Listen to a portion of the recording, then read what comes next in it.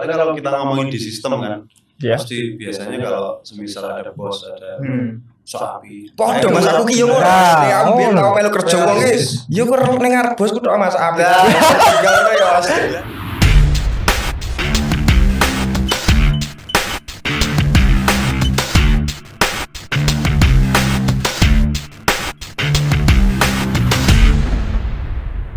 Hai guys, perkenalkan nama saya Kunan dan co-host saya Aldi Mas Kursi Hidayat. dan selamat datang di podcast Gemas Generasi Emas. Nah, apa tuh Mas? Podcast Gemas ini sebenarnya. Nah, di sini kan ada tulisannya Gemas, ada Z-nya, ada tanda tanyanya.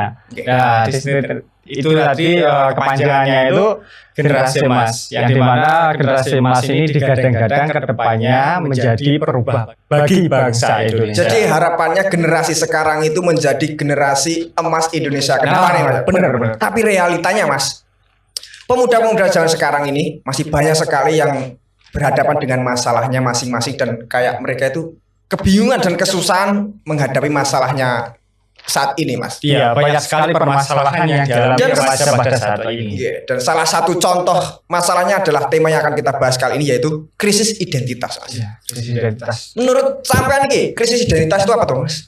Krisis identitas itu kalau menurut saya kayak pencarian jati diri sih. Kayak kebingungan aku ke depannya mau bagaimana, setelah lulus bagaimana gitu. Remaja.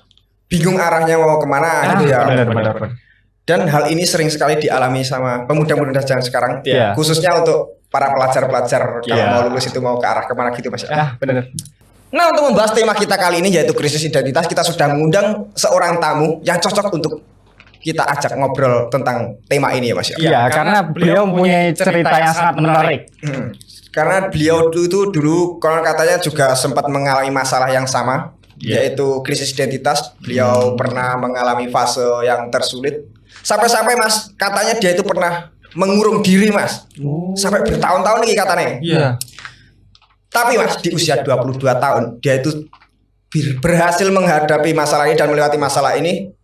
Dan di usia 22 tahun juga, dia berhasil membuat suatu usaha yang dibilang sangat sukses di Ponorogo. Dan sekarang ini Mas, usahanya itu sudah ada 3 cabang. 3 cabang. 3 cabang di Ponorogo. Nah, beliau ini merupakan owner dari Rekof Coffee Ponorogo. Langsung saja kita panggil Mas Taufik Rahman. Silahkan Mas Taufik Rahman, silakan. Selamat pagi Mas Taufik Rahman. Selamat pagi semuanya, Pagi teman-teman dari juga. Universitas Muhammadiyah Ponorogo. Iya. Mas Taufik Rahman ini adalah owner dari Rekof Coffee Ponorogo. Iya. Dan beliau ini termasuk orang sukses ya. Iya. Pemuda sukses, Mas. Pemuda sukses. Tapi sebelum itu, tapi sebelum menjadi sukses ini, Mas Rahman juga pernah mengalami fase-fase sulit. Iya. Fase-fase krisis identitas. Menurut riset ini Mas Rohman, katanya sampean ini pernah mengalami fase sulit, yaitu pernah mengalami apa gitu jenenge? Mengurung diri itu loh Mas. Iya. Itu tuh kenapa sih Mas? Kok sampai mengurung diri tuh? Mungkin kalau di waktu dulu kan nggak ada istilah kayak krisis identitas gitu. Mungkin itu Iya. prosesku untuk lebih bisa berpikir, menentukan memecahkan masalah. Oh, berarti waktu itu masalah terbesar sih menurutku itu. merenung sampean iki. Iya, lebih ke arah situ. Emang waktu usia segitu apa sih Mas kok sampai memikirkan hal apa usia semono kok sampai merenung gitu? Lebih ke diri. kalau aku ini lebih mungkin dengan teman-teman yang lain mungkin beda ya fasenya dan masalahnya itu. Kalau aku itu di saat di atasku secara finansial malah. Itu malah aku merasakan hal itu gitu. Jadi mungkin ini Mas Rohman ini juga masalahnya juga banyak dialami oleh pemuda-pemuda saat ini. Iya. Jadi menarik sekali kalau kita tanya-tanya ceritanya. Iya. Tapi aneh juga sih. Kan ibaratnya kayak posisi lagi di atas-atasnya kok malah bingung gitu. Kan kebanyakan remaja sekarang itu kalau dari saya ya kan posisi masih di bawah, masih kayak uang itu dari mana, saya contohnya teman saya main, saya nggak main karena nggak punya uang. Tapi Mas Rohman ini malah punya uang malah bingung. Kudune foya-foya. Aneh loh. Nah, boleh diceritakan Mas, siapa tahu menjadi motivasi untuk orang-orang di sana. Sedikit saja ya, sedikit. Mungkin di saat itu aku transisi ya dari dulunya mahasiswa yang dengan ya posisiku dulu ya mahasiswa yang dengan jatah dari orang tua itu sangat kurang sekali. Awalnya. Ya, okay. Saya menekuni usaha itu, mengawali usaha itu, ya mungkin kalau bahasa untuk teman-teman sekarang viral ya di saat itu. Kalau dulu kan nggak ada viral. Zaman 10 tahun yang lalu viral itu nggak ada kata viral gitu ya. Ada. Oh. Apa sih? Pokoknya itu ya. Lah ngepas sih Mas. Jadi posisinya itu aku buka usaha 5 bulan itu langsung boom. Itu di usia berapa Mas mulai buka usaha? Di usia 22 tahun. 22 tahun itu ya. Terus sampai ini bisa melewati fase itu Mas, fase keterpurukan itu bagaimana caranya? Ya, aku lebih mengurung diri untuk belajar sih. Belajar, baca-baca hal yang lebih positif. Bacaan-bacaan ilmu-ilmu hitam. Iya. Karena gini Mas, yang saya ketahui itu kebanyakan ya remaja yang menutup dirinya. Contohnya Masnya tadi katanya merenung untuk belajar ya. Itu ibaratnya kayak orang yang introvert ya Mas berarti. Iya. Bukannya orang introvert itu malah susah Mas cari relasi, cari untuk berkembang itu. Oh, enggak mesti. Cuma saya ini aku lebih gini loh Mas. Kalau aku itu lebih teman-temanku itu lebih nyariin aku. Aku berusaha seperti itu. Jadi bukannya aku sok kabeh kemalan apa gimana ya untuk dicari. Emang aku nggak bisa kalau pengen ketemu orang itu aku agak malu. Aku nggak punya perasaan seperti itu. Jadi sampean ini waktu berdiam diri itu bukan hanya mematung itu enggak ya Mas, tapi sampean lebih ke ngeriset, lebih ke cari-cari pengetahuan untuk memulai suatu usaha ini di usia 22 tahun ini. Ya, lebih memikirkan strategi kayak gitu. Nah, ini kembali ke tema kita Mas, yaitu krisis identitas. Menurut sampean ini, tanggapan menurut sampean apa tuh krisis identitas itu? Perkembangan yang melibatkan seorang mempertanyakan dirinya sendiri. Berarti kan kebingungan tentang jati diri sih ya. Pokoknya intinya kan ada perkembangan. Berarti kan kemungkinan semua teman-teman itu akan mengalaminya. Perkembangan proses gitu berarti. Lanjut ke pertanyaan selanjutnya nih. Kalau menurut Mas Rohman ini terkait dengan metode dan strategi untuk melewati krisis identitas ini Mas, sampean sudah pernah mengalami hal ini toh. Nah, itu bagaimana cara melewatinya? Kalau aku dulu, ini dari sudut pandang gue aja ya. Dari sampean lebih bijak dan pintar dalam memilih pertemanan ya. Pertemanan. Kayak kita harus berteman dengan teman-teman yang punya progres positif kayak gitu. Lebih ya mau nggak mau kita harus seperti itu. Kalau pengen kita punya step gitu loh. Kalau jadi Masnya ini berhasil melewati fase ini dalam tanda kutip berganti teman ngono Mas. Awalnya. Berarti sebelumnya pertemanan ada ini dulu ngono Mas. Ya kayak gitu juga. Ya lebih upgrade skill sih, menurut gua upgrade pertemanan sih. Lebih memilah dan memilih gitu kan Mas. Emangnya sebelumnya pertemanan ini sampean seperti apa Mas? Kok harus di-upgrade sih? Agak ngawur mungkin ya. Boleh diceritakan. Ceritakan mungkin bisa. Mungkin kalau ini aja loh Mas, gak boleh. Gak apa-apa, nanti kita sensor. Jadi gini Mas, soalnya gini, kalau pemikiran remaja sekarang toh, itu ibaratnya kayak orang bijak itu pernah berkata bahwasannya remaja itu pasti, tapi masa tua belum tentu terjadi gitu kan. Otomatis kan masa remaja ini adalah proses yang dimana kita itu bisa euforia, menikmati kehidupan gitu kan pada masa remaja gitu tuh Mas. Ya mungkin di waktu remaja aku ya, dari SMA sampai kuliah itu aku terlalu menikmati kehidupan. Jadi masa depan itu untuk apa? Nggak ada. Belum dipikirkan. Zona nyaman gitu ya? Bukan zona nyaman Mas, nakalnya kebangetan lebih tepatnya. Jadi tapi ya impactnya untukku mungkin dapat pengalaman dari hal itu. lebih bisa. Emang pertemanannya seperti apa yang harus kita butuhkan untuk bisa ke depannya itu Mas, bisa lebih Bisa baik? upgrade skill dan sebagainya mungkin.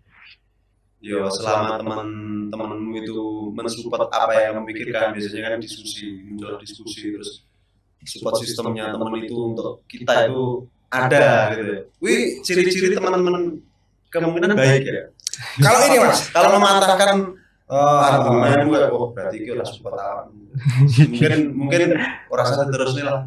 Secara obrolan ya, secara gagasan. kan guys, konco-koncomu sing anu glonok-glonok wis Milih. Guan. enggak ya. Kalau ini Mas, kalau pacar ini penting atau Mas? Untuk ini Wedoan. Yo, ya penting banget. Penting banget, Mas. Penting banget.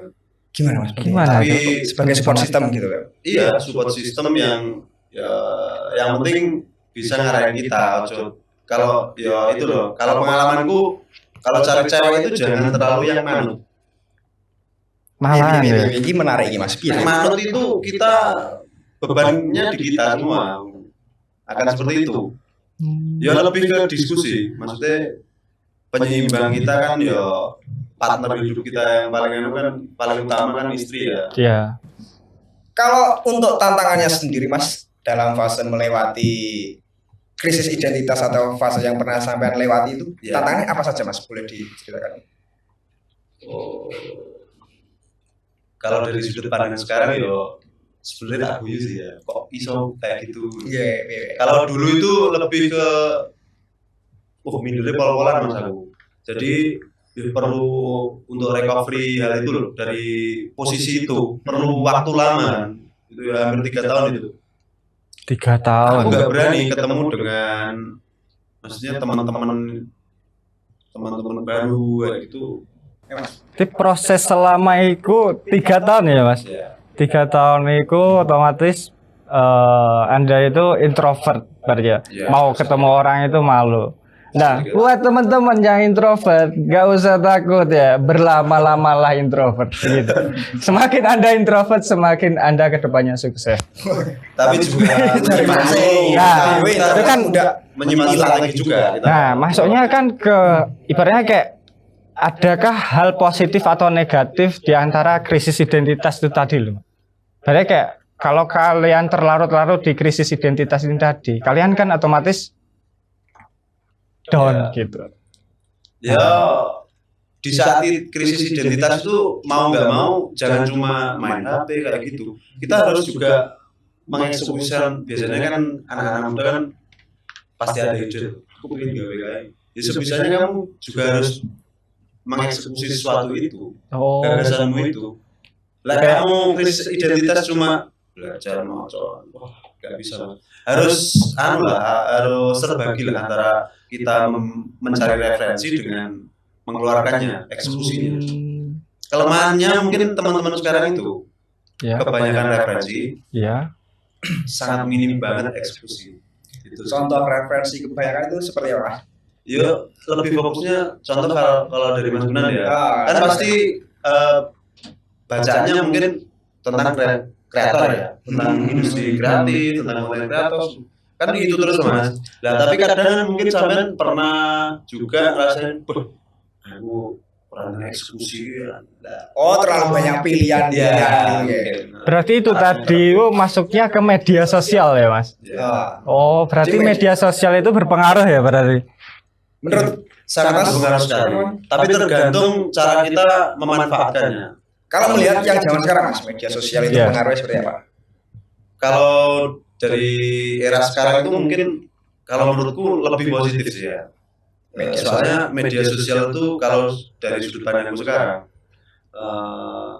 mematahkan hak semua orang itu bisa menjadi apapun, tergantung dari kitanya masing-masing. Soalnya kan referensi kita bisa peroleh dari media sosial, Iya. publikasinya juga. Iya. Kayak Mas Kunan aja loh, aku juga sebenarnya ngefans banget sama Mas Kunan. Gunain. Iya, konsisten Mas Kunan juga. Aku belajar izin. Itu kalau segi positifnya Mas. Iya. Kalau segi negatifnya dari media sosial untuk zaman sekarang itu apa Mas? Iya, negatif. Ya harus pinter-pinter men-screening apa yang kita lihat. Contoh kayak istilah, bahasa yang mungkin teman-teman kan pasti lihat kayak istilah dari konten kreator dari Jakarta gitu ya. Iya. Itu sebenarnya kadang untuk diaplikasikan di kota kita ini belum realistis. Gitu. Ya, sok ke pembahasan sana Jaksel. Iya, kayak gitu, Mas. Oh, Jaksel. Itu menurutku belum waktunya sih kita. Ponorogo itu ya kita harus keren dengan cara kita dan ya kudu enak di zona ini. Ciri khas ya. Iya, harus. Nah, Mas, ini sebelum menjadi sesukses ini, Mas, tentu saja sampean tentu saja pernah mengalami rintangan yang sangat besar gitu, Mas. Ya. Agar menjadi suatu orang yang sesukses ini. Itu kira-kira yang paling besar yang pernah sampean alami itu rintangan seperti apa, Mas? Untuk membuka suatu usaha ini, Mas. Berarti. Ya lebih tekanan secara pikiranku sih, Mas. Ya itu tadi lebih gimana sih? Aku melihat kayak contohnya sekarang persaingan itu menakutkan kayak gitu. Kalau sekarang kan lebih ke evaluasi ke diri aku aja sih. Ngapain kita mikirin bersaing? Mikirin diri aja lebih kayak gitu. Lebih positif kayak gitu. Nah, untuk berani seperti Mas ini gimana, Mas? Kayak misalnya Mas, para pemuda zaman sekarang itu yang menjadi polemik sebuah masalah ya, Mas. Itu tuh kayak takut menentukan suatu pilihan gitu loh, Mas. Kalau semisal saya Mas, saya mau buka usaha ini tapi nanti takut kerugian di belakangnya gini-gini. Nah, sampai itu kok berani buka usaha ini sampai sesukses itu gimana, Mas? Ya mungkin eksekusi dulu lah ya. Nah, itu Mas yang kita takutkan itu loh, Mas. Berani melangkah gitu ya. Udah nekatnya kurang kalau anak sekarang itu menurutku. Tekad. Nah kalau referensi aku yakin lah pintar-pintaran, tapi kenekatan dalam hal eksekusi itu yang menurutku kurang deh. Oh, berarti harus berani di nekati gitu, Mas. Ya. Cara Jawane kalau ambil pada dasarnya orang desa tadi orang diketiving ya, Mas ya. Soalnya gini loh, Mas, kalau orang usaha itu masalah itu muncul setelah kita eksekusi biasanya. Akan ada masalah, nanti selesai akan ada lagi terus, itu kan mempengaruhi peningkatan kualitas kita. Oh, seperti itu ya. Soalnya gini, Mas, kalau remaja saat ini tuh yang saya ketahui ya, ibaratnya kayak mau melangkah, akan tapi takut. Belum melangkah aja udah takut kayak resiko-resiko tadi loh. Kan padahal resiko-resiko tadi atau cobaan-cobaan atau ujian itu mengupgrade kita kan justru. Yo itu loh, carilah teman-teman yang support untuk berani meyakinkan, berani berjuang bareng gitu-gitu ya. Ya pasti itu ciri-ciri lah, termasuk ciri-ciri teman yang akan membawamu ke next step lah. Soalnya sejatinya masih apapun pilihannya ke depannya pasti ada konsekuensinya masing-masing. Jadi kalau kita memilih ini, memilih itu sebenarnya ada konsekuensinya masing-masing ya, Mas ya. Bahkan kalau kita tidak memilih itu pun sudah menjadi pilihan kita. Iya. Masuk ya, Mas. Ya, masuk. Jadi pada kesimpulannya semua pilihan ada konsekuensinya yang harus kita hadapi. Jadi nggak usah takut-takut untuk memilih, Mas ya. Iya. Nah, untuk faktor-faktor yang berpengaruh terkait krisis identitas Mas, kira-kira faktor apa tuh, Mas yang membuat kita itu kok bisa jadi wong sing krisis identitas? Kalau dari saya sendiri ya, itu lebih ke itu support sistem lingkungan itu kurang. Kita memendam sendiri tentang apa yang kita pikirkan. Misalnya nggak ada teman curhat kayak gitu. Jadi kita kurang dikasih berarti apa, Mas ya? Panggung ini berarti kayak panggung kayak teman kita kurang kasih panggung buat kita buat cari identitas kita kayak gitu-gitu, Mas ya. Ya sama terlalu banyak referensi itu. Bacaan itu kan apalagi sekarang Mas ya. Kalau referensi sekarang di TikTok Mas itu kan terus Mas ya. Delok orang eksekusi. Kayak itu sangat berbahaya sekali. Aku pengen iki, aku motivasi gitu ya. Mau dipengen malah orang lakon kabeh. Iya. Jadi Mas untuk menentukan sebuah pilihan tadi Mas, Kalau kan itu kan kayak kebanyakan referensi Mas ya. Nah itu cara mengatasinya gimana Mas? Kalau dari sampean. Iya. Kalau dari aku lebih ke apa kesenanganmu. Oh iya, Soalnya benar, kalau- Mas, benar. soalnya kalau kita awali dari kesenangan itu, ya kemungkinan ya yang aku alami itu energimu Wah, dalam hal itu tidak akan pernah habis. soalnya seneng gitu Mas. Soalnya seneng. Iya, tapi gini Mas, kalau saya selaku remaja ya itu kayak contoh mau cari kerja, itu cari kerja yang sesuai passion. Akan tapi yang sesuai passion itu tadi gajinya sedikit. Nah, otomatis sengsara no Anu, kayak duit. passion itu menurut perspektif teman-teman muda sekarang kan apa yang kita sukai tok. Iya, apa yang kita sukai. Tok toh. Iya. Apa yang kita tidak sukai, padahal di passion itu di dalam wah butuh effort banget ya Mas ya. Mas Kunan loh passionnya per video lah. Video Jadi berkonten. kalau saya dari segi konten kreator sih Mas, memang Iya. saya basicnya di konten. Iya. Saya sudah menjalani sesuai passion saya, sesuai kesenangan, tapi nggak selamanya akan berjalan sesuai kesenangan gitu loh. Walaupun sudah passion, bakal banyak ya kendala-kendala kalau kita sedang menjalani. Nah kuncinya untuk bisa anggap aja aku sukses sih Mas ya. Iya, iya. Saya. Ya, siap. Kuncinya adalah tekun Mas, niat. Ya. Tekun. Jadi ya, konsisten, tekun, niat seperti itu Mas. Dari saya Gitu ya. Nah ini Mas, kalau untuk faktor orang tua gimana Mas? Tentang krisis identitas itu gimana orang tua? Berpengaruh nggak? Mungkin kalau teman-teman juga mungkin ya kalau orang tua itu nggak akan mempertanyai apa yang menjadi masalah kita, dan konteks masalah untuk anak muda itu kan mungkin beda banget dengan beda zaman lah Mas. Kadang Iya. ya untuk menanggulangi hal itu ya sebenarnya aja diskusi untuk orang tua. Yo kita lebih ke edukasi, nanti dia berusaha untuk mengikuti cara pandang kita. Soalnya kebanyakan orang tua zaman sekarang itu cuma kewajiban Mas, kewajiban dalam hal finansial, tapi kebanyakan kayak yang penting mereka dibiayai kayak, tapi kayak kurang mengarahkan. Mungkin juga ada yang mengarahkan tapi tidak melihat potensi anaknya yang gimana. Jadi kayak anaknya pengennya gimana, Ya, tapi kadang kan menuntut kan orang tua itu. nah itu gimana Mas pengaruhnya untuk pribadinya anak muda zaman sekarang? Kalau aku sendiri dulu tuh apa yang aku lakukan selalu disupport Mas. Bejonnya waktu itu, Iya. posisiku itu. Orang tua aku seperti itu. Tapi di balik itu tanggung jawab besar yang aku rasakan itu besar sekali. Iya nek gagal. Nah itu kan harus serius mau Iya. itu.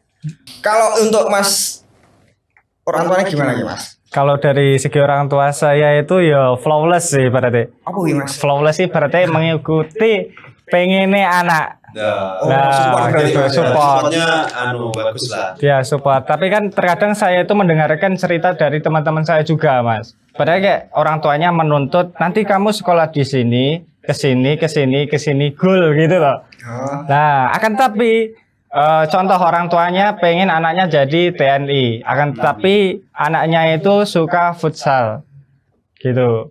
Otomatis keinginan anaknya ini menghilang gitu. Iya. Gitu. Dan terkadang waktu proses menuju menjadi TNI ini tadi kan contoh berarti kayak saya pernah dengar kata-kata itu kayak ketika impianmu kamu tentukan sendiri, ketika itu gagal, itu kamu akan bangkit lagi. Akan tapi ketika impianmu ditentukan oleh orang lain, ketika itu gagal, itu mau bangkit lagi itu susah Mas. Gitu, bener ya? Terus ini Mas, pandangan Anda terkait remaja generasi sekarang ini, atau biasa kita sebut Gen Z ya Mas? Iya, gemas. Mas. Iya. Itu kedepannya bagaimana Mas untuk Indonesia ini kira-kira? Ojo Indonesia. Itu kedepannya kira-kira Kedepannya gitu untuk aja. apa ya, Bro? Untuk dunia lah. Dunia. Kabotan loh. Planet. Yes, untuk teman-teman lah. Ya untuk teman-teman aja. Mungkin harus pintar-pintar membaca peluang ya, salah satunya di industri kreatif dan ya digital. Kita Ini harus sudah ini zaman-zamannya digital Mas. iya. Ya mungkin 2 tahun lagi ini kan ada tol ya, tol infrastruktur ya. Apa wih Mas? Ya kan kayak jalan tol. Jalan tol Dalam sing ombo perumahan. gitu. Iya. Aku ngerti tol Tapi ada muncul istilah tol langit. Tol langit Apa itu nih, ya, Mas? ya itu kecepatan internet kayak gitu. Jadi 2 tahun yang akan datang kita harus fokus ke Tol langit. konten. Tol langit. Tol langit. Bukan langit yang halal ya. Itu tol langit itu ya hubungannya dengan digital. Sebenarnya. Ya oke. Nah kali ini kita akan masuk ke sesi Q&A. Q&A. Jadi kita sudah mengelompokkan pertanyaan-pertanyaan dari ini. Ya. Kita sudah ambil pertanyaan-pertanyaan ini. Kita sudah survei dari berbagai belahan dunia ini, Mas. Nah ini ada banyak sekali pertanyaan nih, Mas. Ya, ini ada beberapa pertanyaan. Ya akan saya Arahkan kepada siapa ini, Mas? kepada kalian Ya, berdua. berdua. Ya. Apa yang masih mau coba tak arahkan kepada kalian? Ini Mas, untuk Mas Rohman dulu ya. Ya. Cara ngatasi wong golek rai min, minta tolong jawabannya dibahas di podcast ya min. Jadi kayak wong sing golek rai di apa iki Mas? Lemas ini konteksnya ini lebih apa? Konteksnya ibaratnya kayak ya contoh di kepemimpinan gitu loh Mas. Ya wong dhuwur-dhuwur gitu loh. Dalam semua Jadi sistem. mungkin iki Mas iki kalau mengaitkan dengan tema kita, dia mau cari identitas dengan cara golek rai Mas, cari jabatan dengan cara golek rai itu gimana iki Mas tanggapannya sampean Ya, iki? dalam semua sistem emang kayak gitu dan itu Memang perlu berarti. ya, emang perlu dan itu susah ya menurutku. Itu berarti Itu wajar nggak nggak bisa di apa ya dihilangkan loh Mas. Soalnya kalau kita ngomongin di sistem kan Ya. pasti biasanya kalau semisal ada bos ada sapi. Podo Mas aku ki yo ngono. Nah, Ya aku biyen ngono. tau melu kerja wong ki. Yo kok ning ngarep bosku tok Mas apik. Ngono ya Mas. Lah gitu loh Mas. Mas. Soalnya Itu itu hal yang nggak bisa dihilangkan sih menurutku. Wajar ya berarti. Wah sejak zaman Majapahit. berarti itu enggak apa-apa Mas ya menurut sampean. Enggak apa-apa ya. Maksudnya wajar-wajar aja gitu ya. Tergantung posisi. Ah, Kalau bisanya kita kan Mungkin tanda kutip dengan itu. penting positif Mas ya. Iya, Maksudnya enggak positif. bersaingnya secara positif, enggak merugikan orang lain ya. Pertanyaan selanjutnya, Gen Z disebut generasi yang cenderung lemah oleh generasi sebelumnya mengenai isu mental health. Nah, bagaimana sih? Inggrisnya Mas Rai apa ya? Si. Gen Z disebut generasi yang cenderung lemah oleh generasi sebelumnya mengenai isu mental health. Nah, bagaimana sih urgensi mental health sendiri di era generasi sebelumnya? Apa wih Mas urgensi? Urgensi ini kayak kepentingan. Nah, bagaimana sih kepentingan mental health di era sebelumnya? Apakah penting mental health itu? Yo sialnya itu loh generasi sekarang itu muncul istilah-istilah gitu. Sebenarnya kalau kita ngomongin generasiku ya juga ada kayak gitu tapi nggak teristilahkan. Sebenarnya ada Jadi kalau tapi malah terkotak-kotak. kalau dulu itu sebenarnya ya sama tapi ini lebih ditekankan aja gitu. Iya, Iya. gitu. Tapi kira-kira gimana Mas orang-orang seperti itu? Ya sudut pandang positif aja lah.